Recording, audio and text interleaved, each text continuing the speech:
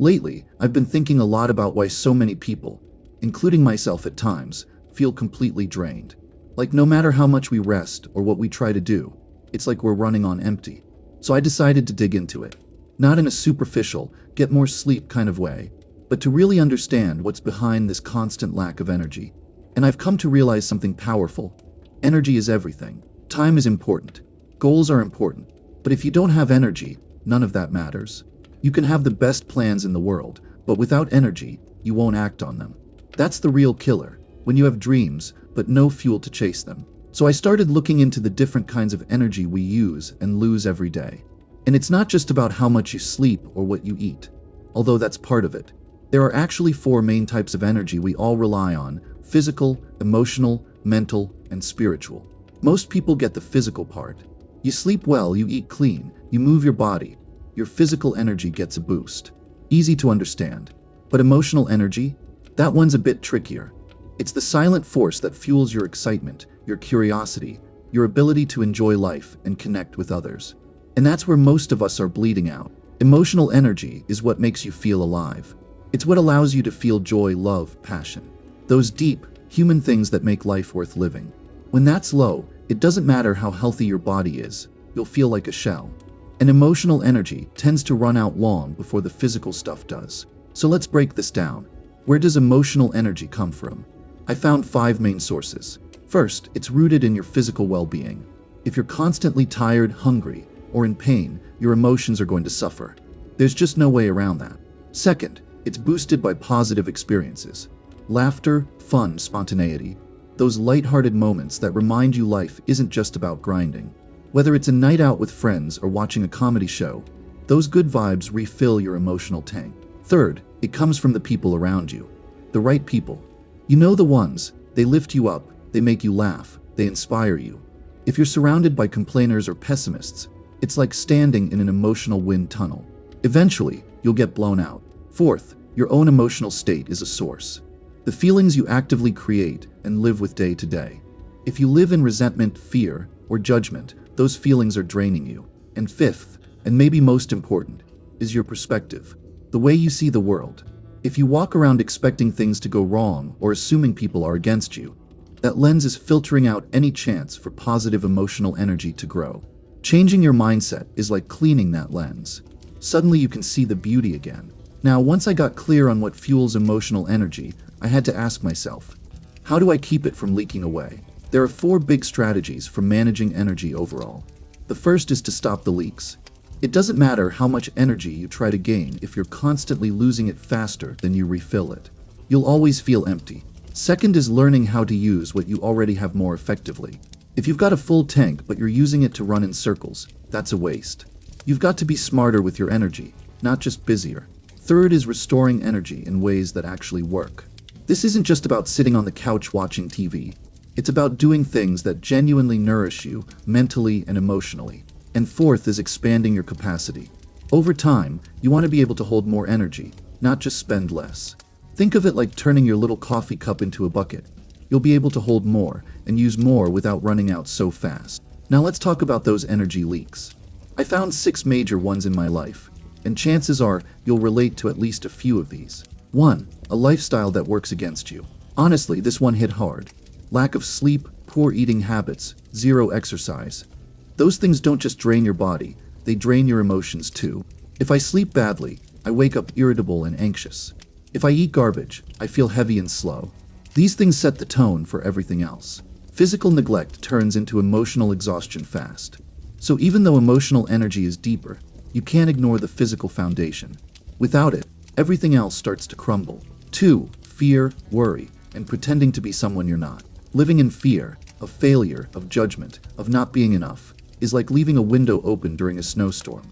That cold, draining wind just pours in. When I worry about the future or replay mistakes from the past, I'm burning energy on things I can't control.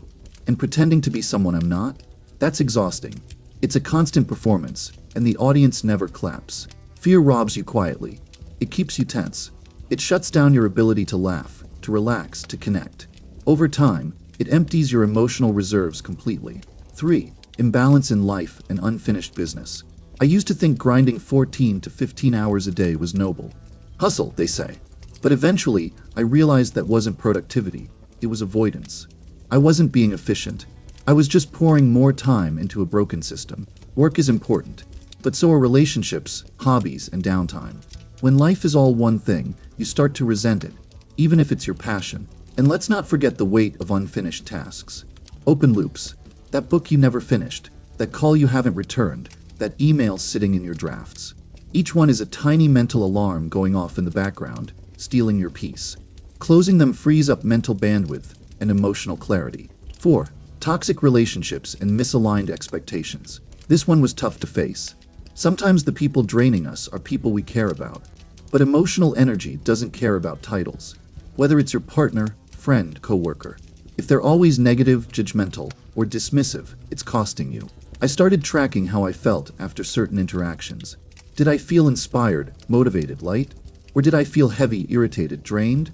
That simple reflection changed everything. We also bleed energy by expecting too much from others, or the wrong things. Expecting someone to change when they don't want to.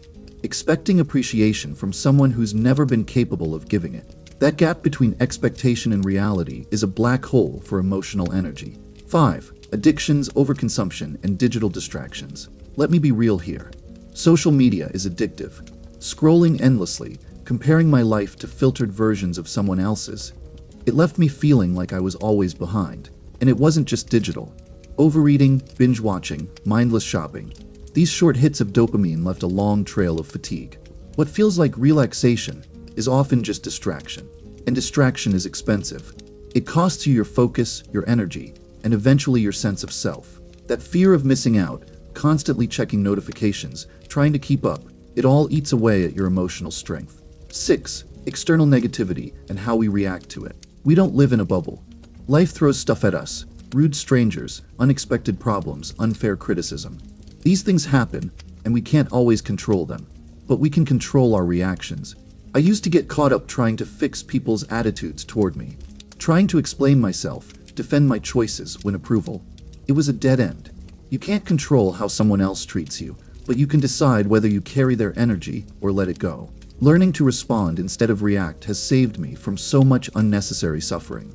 It's not about becoming cold or emotionless. It's about staying grounded and choosing where to spend your emotional energy. So now, let me go a little deeper into something that I feel most people overlook completely. The small, subtle energy leaks that we've come to accept as normal. These leaks are sneaky. They show up as habits, routines, even people we've allowed to linger in our lives out of guilt, fear, or just plain comfort. And yet, they slowly siphon away our vitality without us even noticing until we're left exhausted, unmotivated, and unsure why. Let me ask you something real. When was the last time you did a serious audit of your emotional life? I'm not talking about journaling once in a while or venting to a friend. I mean really sitting down with yourself and asking, where am I giving away my energy every single day without meaning to? You'd be surprised what comes up. For me, I realized I was saying yes way too often. To favors I didn't want to do. To meetings I didn't need to be at. To conversations that felt like dead weight. Every yes was costing me something. Time, focus, mental clarity. And the thing is, when your energy is scattered across 100 little things, you have nothing left for what actually matters. That's the silent killer of potential. Not some dramatic failure, just quiet, daily leaks that eventually drain you dry. There was a point when I started tracking my day, literally. I made a simple 2-column table. One side for things that gave me energy, the other for things that drained it. Every task, every call, every person, I'd note it. Was I more energized after? Or did I feel a little dull, a little pulled down? After a week, the pattern was undeniable. I was pouring energy into tasks that didn't align with where I wanted to go. Into people who weren't bad, but they just weren't good for me. Into worries and thoughts that ran circles in my mind and led nowhere. That realization shifted everything. Because once you see it, you can't unsee it.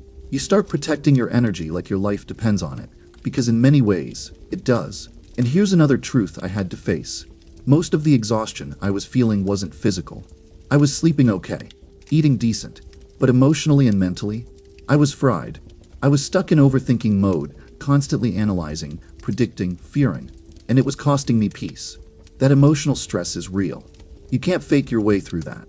And until you deal with it head on, no amount of sleep or green smoothies will make you feel truly alive. That brings me to another important point: emotional boundaries. If you're the kind of person who absorbs everything, other people's moods, problems, chaos, then this is especially for you. Not every fight is yours to fight. Not every cry for help is yours to answer. And not every angry driver, rude cashier, or internet troll deserves your attention or your emotional bandwidth. Let them be. Focus on you. Your emotional energy is like your immune system. You need to keep it strong, not spread it thin. When you give it away too easily, you weaken your own resilience. It's not selfish to protect your energy. It's necessary. And look, I'm not perfect. I still fall into traps. I still overextend myself sometimes. But now I catch it quicker. I reset faster. That's the real win, not perfection, but awareness and recovery. Another thing that completely shifted my energy levels was addressing the unfinished stuff in my life. You know what I'm talking about: the projects you keep postponing, the conversations you've been avoiding, the decisions you refuse to make.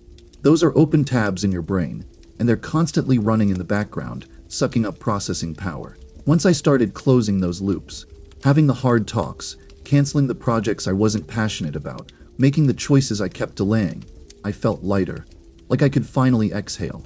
It's not even about achieving something massive. It's about clearing the mental clutter so your energy can flow again. Here's something else I realized. Working more doesn't mean you're achieving more. For a while, I had myself convinced that the 14-hour days were a badge of honor. I'd hustle so hard I'd forget to eat, forget to breathe. And sure, I got stuff done, but I also burned out badly. What I didn't understand back then was this: output isn't the same as impact. Just because you're moving doesn't mean you're moving forward. The real game changer is working with precision, being effective, not just busy. And to do that, you need clarity. You need energy. You need to show up to your life with presence, not just pressure. Otherwise, you're just throwing darts in the dark and hoping something hits. That's why I started designing my days around energy, not time. I asked myself, when do I feel most focused, most creative, most drained? And I started aligning my work accordingly. It made a massive difference. I got more done in fewer hours, with less stress. That's what energy intelligence is all about: knowing your own patterns and building around them. I'll give you a metaphor that really helped me. Imagine trying to fill a leaky bucket with water. You can pour as much in as you want, but it keeps draining out. That's what happens when we focus only on increasing our energy: better sleep, more supplements, meditation, etc. But we don't fix the holes. We don't stop the leaks. And so we never really feel full. Fix the leaks first. Then fill the bucket. And one of the biggest leaks for me was relationships that didn't support me. Some people just bring chaos. Not because they're evil or anything, but because they're in their own storm and haven't figured out how to deal with it. So they dump it on you. I used to think I could save people, help everyone, be the emotional sponge for the world. But that only left me soaked in stress. Now I'm selective. Not judgmental, just clear. If someone drains me more than they inspire me, I create space. Doesn't have to be dramatic. Just distance. I wish them well, but I choose peace. There's also this myth that says you have to be everywhere, do everything, never rest, especially if you're young and hungry. I've been there. I've tried it. And all it gave me was exhaustion and mediocrity. Because here's what no one tells you.